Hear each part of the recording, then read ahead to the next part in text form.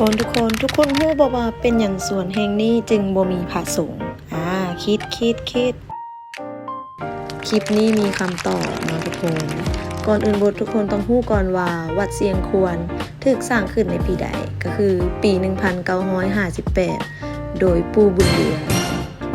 สุริรัตน์เนาะซึ่งบ่แม่นพระสงฆ์แต่เป็นผู้ที่มีความรู้ทางปรัชญาและก็ความเชื่อเพิ่นสร้างขึ้นก็เพื่อ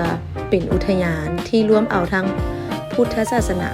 และพราหมณ์ฮินดูเข้าไว้นำกันเพื่ออย่างทุกคนก็เพื่อสอนเรื่องบุญบาปและก็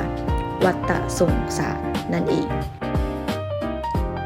จุดที่เด่นที่สุดที่เขาเข้าไปในอาคารจะเป็นทรงกลมขนาดใหญ่ที่เหมือนกับกบกินเดือนเนาะ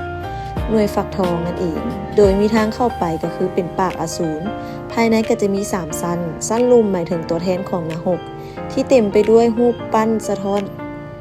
เนาะสั้นกลางหมายถึงตัวแทนของโลกมนุษย์และสั้นถึงที่สุดหมายถึง